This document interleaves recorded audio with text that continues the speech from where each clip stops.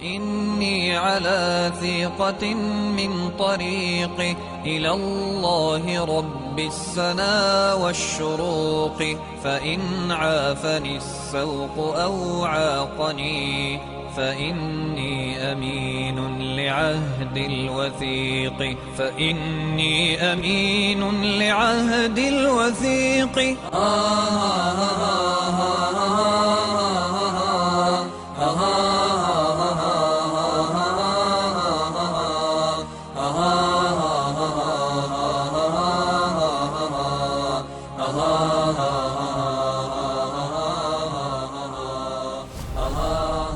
How does La ilaha illallah become a way of life? Bismillahir Rahmanir Rahim. Alhamdulillahi Rabbil Alameen. As-salatu was-salamu ala Rasulillah. In the name of Allah, the most gracious, the most merciful. May the peace and blessings of Allah be on His final messenger, Muhammad. So La ilaha illallah, as we translate it, there is no deity except Allah, isn't merely a phrase uttered by the tongue, or faith embedded in the heart and soul. It is all of this, but it is much, much bigger than all of that. The proclamation that there is no deity but Allah, and Muhammad is His messenger, is the single principle that the life of the Muslim community is strictly based on.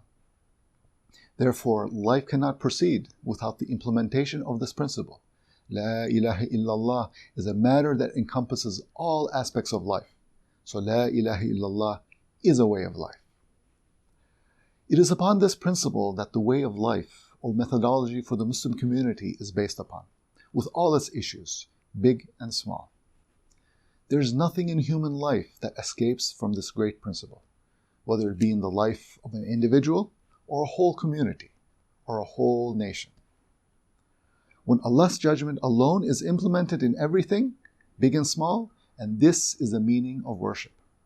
So when worship is an adherence to the will of Allah, it is then that a society becomes a society that implements Allah's religion.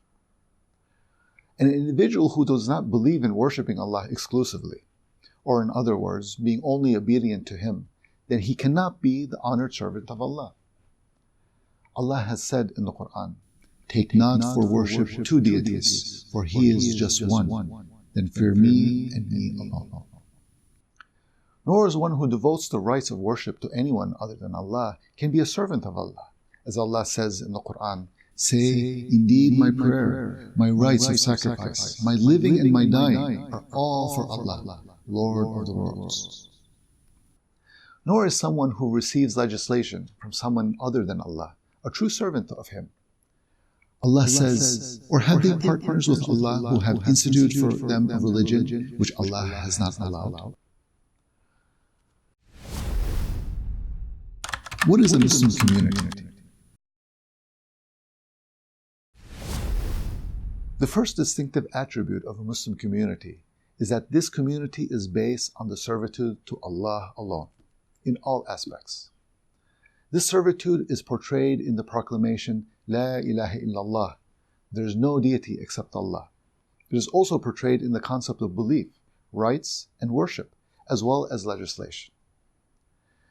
That is the Muslim community, a community that demonstrates servitude to Allah alone, through the belief in the hearts and souls, and its individuals, as well as their collective implementation in their culture, systems of life, and legislation.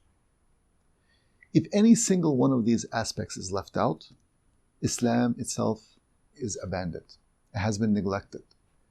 Ignoring any one of these aspects violates the first pillar of Islam, which is to bear witness that there is no deity except Allah and Muhammad is His messenger. A Muslim community with this description cannot come about until a group of people decide that their worship, the very way that they live their lives, is for Allah alone, and that there is no servitude to anyone other than Allah. Yes, for the Muslim and his community, there can be no servitude to anyone other than Allah, whether it be in faith, concepts, culture, rites of worship, or in their legislation. The Muslim community is the one which fully implements the system in its entirety. This is the definition of pure servitude to Allah, as Allah describes it in the Quran. Allah says, "And had they been commanded no more than this, to worship Allah, offering Him sincere devotion, being true in faith, to establish regular prayer and to practice regular charity, and that is the religion, right and straight."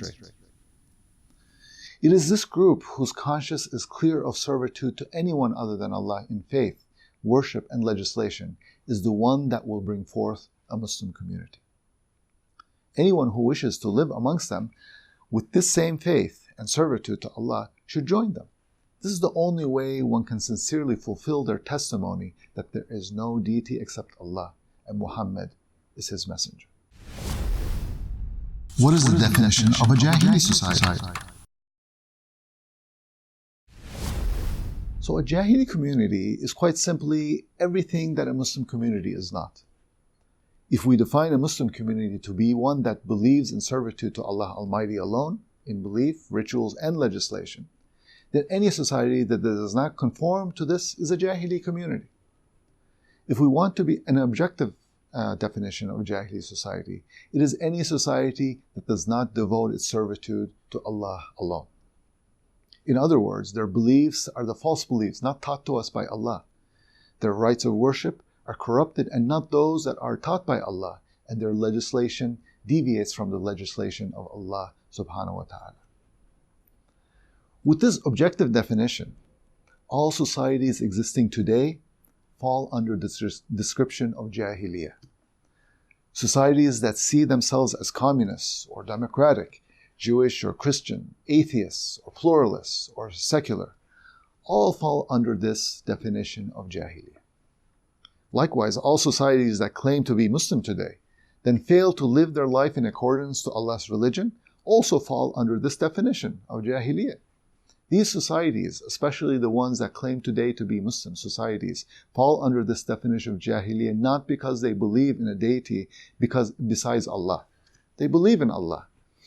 Nor because they perform rites of worship to someone other than Allah. They fall under this definition because they do not fulfill complete servitude to Allah in all aspects of their lives, and by not acknowledging all the rights and attributes of Allah exclusive to Him.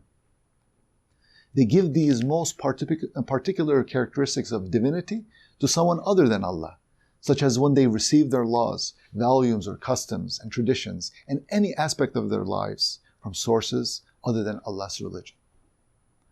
Allah Almighty says about the rulers of Jahili societies, "And whoever does not rule and judge by what Allah has revealed, then it is those who are the disbelievers." And further, here's what Allah says about those who are the followers, those who are ruled over in Jahili societies. Allah says, Have you not seen those who claim to have believed in what was revealed to you and what was revealed before you? They wish to refer legislation to Taghut. Taghut are those who have usurped the rights and authority from Allah and make legislation on people so that people have to follow them. So they wish to refer legislation to Taghut, while they were commanded to reject it. And Satan wishes to lead them far astray. And when it is said to them, "Come to what Allah has revealed and to the Messenger," you see the hypocrites turning away from you in aversion. So how will it be when disaster strikes them because of what their hands have put forth? And then they come to you swearing by Allah, "We intended nothing but good conduct and accommodation." Those are the ones whom Allah knows what is in their hearts. So turn away from them, but admonish them, and speak to them a far-reaching word. And we did not send any messenger except to be obeyed by the permission of Allah. And if when they wronged themselves they had come to you and asked forgiveness of Allah and the messenger had asked forgiveness for them, they would have found Allah accepting of repentance and mercy. But no, by your Lord, they will not truly believe. They will not truly believe until they make you, O Muhammad, judge concerning that over which they dispute among themselves, and then find within themselves not the slightest discomfort from what you have judged, and submit to it in full, willing submission.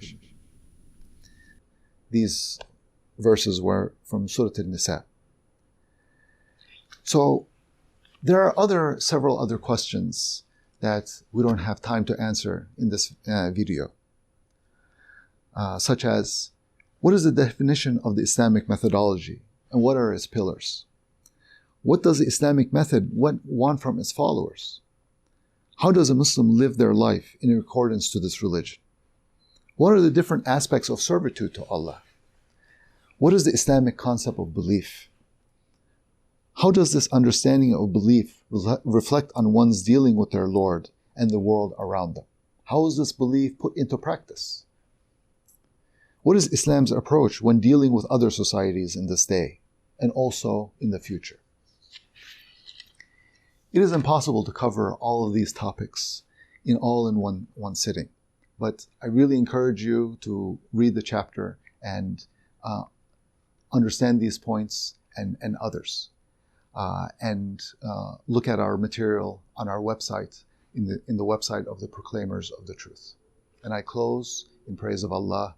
Alhamdulillahi Rabbil Alameen. على ثقة من طريقي إلى الله رب السنا والشروق فإن عافني السوق أو عاقني فإني أمين لعهد الوثيق